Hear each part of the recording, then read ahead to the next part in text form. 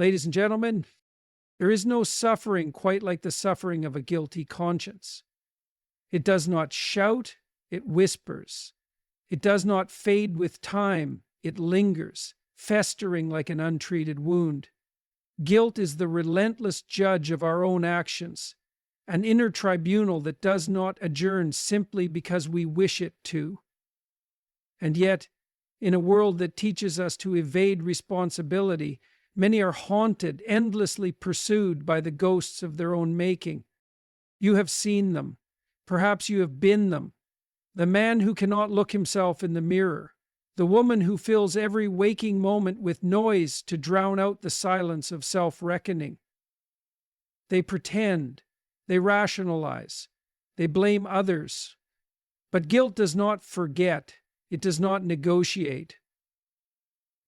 What people fail to understand is that guilt does not exist to punish. It exists to correct. It is a call to redemption, an opportunity to transform past failure into future virtue. But that transformation requires a painful step, the willingness to confront one's own inadequacy, to admit wrongdoing, and to shoulder the burden of making amends. Most are too afraid. It is easier to numb the pain with distractions, addictions, or ideologies that excuse their failures. Yet no one truly escapes.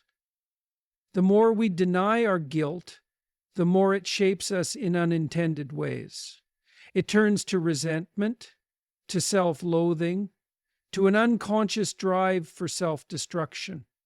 We sabotage our own happiness because deep down we do not believe we deserve it. We lash out at others because we cannot bear to face ourselves. The only path forward is responsibility, radical, painful, unrelenting responsibility, the acceptance that we have done wrong, that we must make amends, that we must strive towards something higher. The weak reject this, and so they remain haunted. But the strong, those who dare to face their demons, can transform guilt into wisdom and suffering into strength. So I leave you with a choice. You can run, but guilt will follow. Or you can turn and face it, accept its judgment, and through that trial, find the peace that evasion will never grant you. Guilt is the unrelenting judge. Guilt is not just a fleeting emotion. It is an ever-present judge residing within the human psyche. It does not operate according to our convenience, nor does it yield to our attempts at suppression. It is persistent, methodical, and profoundly moral in its nature. It exists to remind us of the gap between who we are and who we ought to be. And when we fail to heed its warning, it does not simply disappear. It transforms, growing in power, waiting for the moment when we are forced to confront it. Consider how we experience guilt. It does not scream at us, it whispers subtly at first. A nagging thought in the back of the mind, a discomfort that emerges when we are alone in silence. And yet, if left unaddressed, it festers, it tightens its grip, it seeps into our dreams, disrupts our peace, and distorts our perception of the world. What was once a momentary pang of conscience becomes an oppressive force, casting a shadow over our lives. Why does guilt have such power? Because it holds the truth we try to avoid. It is not merely a reaction to social conditioning or cultural norms. It is deeply embedded in our very nature. Human beings are moral creatures, whether we acknowledge it or not. We know instinctively when we have done something wrong, when we have betrayed our principles, when we have fallen short of our responsibility. And the mind does not easily forgive itself for these transgressions. Some try to silence guilt through distraction, burying themselves in work, entertainment, or mindless indulgence. Others seek to justify their actions, reframing their past mistakes as necessary, or worse, convincing themselves that morality itself is an illusion. But none of these strategies work for long. The truth remains, and the subconscious does not forget. Those who live in denial of their guilt often find themselves restless, anxious, and self-sabotaging, unable to grasp why their lives feel so hollow. Guilt is a double-edged sword. On one hand, it can be tormenting, a source of deep internal suffering. But on the other hand, it is also a guide, a moral compass pointing toward redemption. It is not there to destroy us, but to force us to confront our past, to acknowledge where we have gone wrong, and to take the necessary steps to make things right. The pain of guilt is the price we pay for conscience, but it is also the opportunity we are given to grow, to learn, and to redeem ourselves. If we refuse to listen, if we continually evade our own moral reckoning, guilt will not simply disappear. It will grow louder. It will manifest in ways we do not expect through anger, resentment, depression, or a deep-seated self-hatred. We do not escape judgment by ignoring it. We only prolong our suffering. The only path to true peace is to face our guilt head-on, to accept its verdict, and to take the difficult steps toward redemption. The shadow of unresolved sins. What we refuse to confront does not vanish. It lingers in the depths of our psyche, shaping our lives in ways we barely understand. Unresolved guilt is not a passive thing. It does not sit idly, waiting for us to acknowledge it on our own terms. No, it seeps into our thoughts, our relationships, our behaviors, and even our very perception of the world. It influences our decisions, often steering us toward paths of self-destruction, because deep down, a part of us believes we deserve to suffer. People think they can bury their sins. They convince themselves that time will wash away their wrongdoings, that if they ignore their guilt for long enough, it will dissipate. But time is not a healer of moral wounds. It is an amplifier. What is left unresolved does not disappear. It festers, rotting beneath the surface, poisoning everything it touches. It is like a debt that accrues interest. What begins as a small, manageable burden grows heavier the longer it is neglected. This is why many people find themselves trapped in cycles of self-sabotage. They make the same mistakes, push away the same people, and repeat the same destructive behaviors, often without understanding why. It is not random. It is the manifestation of an internal war, one they have refused to acknowledge. The sins they never atone for demand reckoning, and when ignored, they shape the individual into something less than what they could have been. Unresolved guilt also distorts our perception of others. When we refuse to confront our own moral failings, we become hyper-aware of the flaws in those around us. We project our internal battles onto them, judging them harshly, condemning them for the very sins we have not atoned for ourselves. This is why the most self-righteous individuals are often the most broken. Their moral crusades are not about justice, but about distraction. It is easier to call out the sins of others than to face the demons within. And so people run.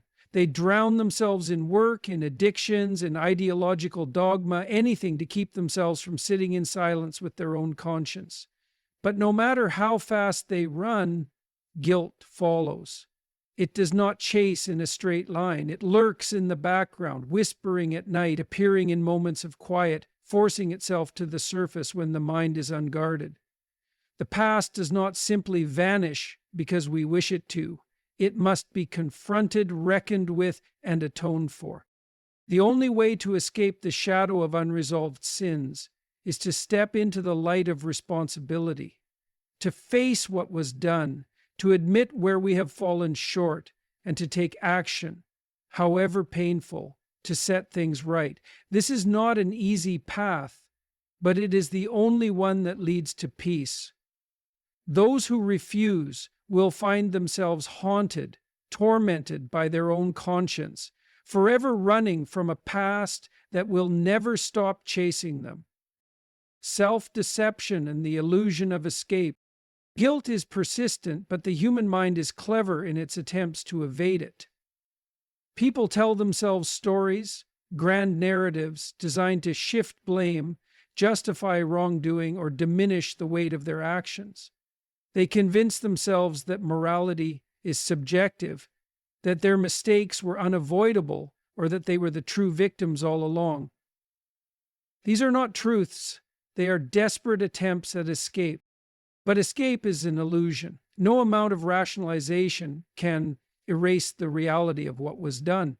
The subconscious mind does not accept lies as readily as the conscious one does. It knows, and it keeps track. While a person may outwardly seem at peace, their inner world tells a different story. Restlessness, self-sabotage, sudden bursts of anger, unexplained anxiety, all of these can be symptoms of a mind at war with itself, struggling to suppress what it refuses to acknowledge. Some seek distraction. They fill every moment with noise, constant entertainment, endless socialization, workaholism, or substance abuse.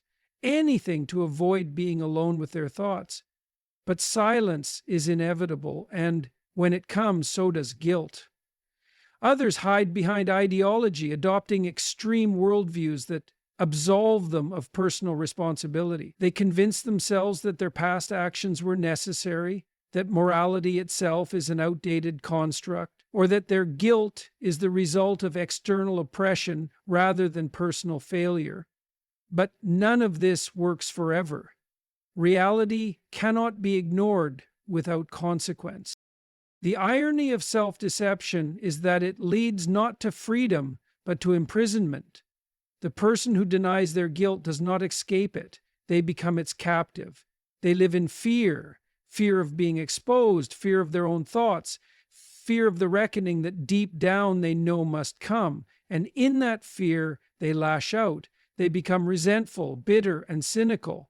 They blame others for their suffering, unable to recognize that the true enemy is within. The only way out of this prison is truth. To look in the mirror and acknowledge without excuses the weight of one's own actions. To accept the burden of responsibility and begin the difficult process of making things right. It is painful, but it is also liberating. Because once a person stops running, once they face their guilt head on, they finally understand that true peace comes not from escape, but from atonement. Redemption through responsibility. Guilt is not just a weight. It is a call to action. It exists for a reason, not to torment, but to correct. It is a signal that something within us remains unresolved, that we have fallen short of who we could be. But guilt alone is not enough. It must be transformed.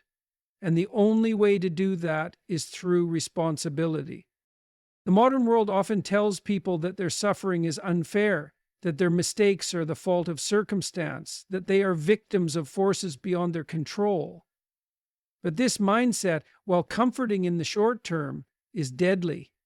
It robs people of their agency. It tells them that redemption is unnecessary, that they have nothing to answer for. And yet, deep down, they still feel the weight of their guilt. And because the mind knows the truth, responsibility cannot be escaped. It must be embraced. Taking responsibility means standing up and admitting fully and without excuse where you have gone wrong. It means accepting the consequences of your actions, no matter how painful. It means doing what is necessary to make things right, even when the cost is high. This is not an easy path. It is far simpler to hide behind justification, to claim that guilt is an illusion, or to wait for someone else to fix the damage. But simple does not mean good, and evasion does not lead to peace. The paradox of responsibility is that while it feels like a burden, it is actually the key to freedom. The moment a person accepts the full weight of their past, they regain control over their future. They are no longer haunted by what they have done because they are actively working to correct it. They are no longer trapped in cycles of self-sabotage because they have chosen a higher path. No one is perfect. No one gets through life without making mistakes, sometimes terrible ones. But guilt is not meant to destroy us. It is meant to guide us towards something better. Those who refuse responsibility will remain trapped, endlessly tormented by the ghosts of their past. But those who face it head on, who carry the weight of their actions with humility and resolve, will find something greater than mere relief. They will find redemption. The ultimate cost of unatoned guilt. Guilt ignored does not remain stagnant. It grows. It spreads like a shadow, creeping into every aspect of life, distorting thoughts, emotions, and actions. Those who refuse to acknowledge their guilt do not escape it. They become prisoners of it, and the longer they evade responsibility, the higher the cost becomes. At first, the signs may seem subtle: a vague sense of unease, a lingering anxiety, a discomfort in moments of silence. But guilt is patient. It does not need to overwhelm a person all at once. It simply waits, weaving itself into their daily existence. Relationships begin to suffer. The guilty person becomes distant, unable to form deep connections, because true intimacy requires honesty. And how can someone be truly honest when they are hiding from themselves? They either withdraw entirely or become defensive, lashing out at others for exposing the very truth they fear to face. Then comes the self-sabotage. A person who believes, deep down, that they are unworthy of happiness will unconsciously destroy any chance they have at it.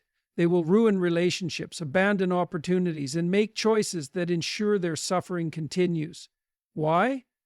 Because guilt demands atonement. And if a person refuses to seek redemption in a meaningful way, they will seek punishment instead. They will invite chaos into their lives, sometimes without even realizing it, because they do not believe they deserve peace. Worse still, unatoned guilt often transforms into resentment. It is easier to blame others than to take responsibility, easier to believe the world is unjust than to admit personal failure. And so, those who run from their guilt often become bitter, angry, and vengeful. They lash out at the innocent.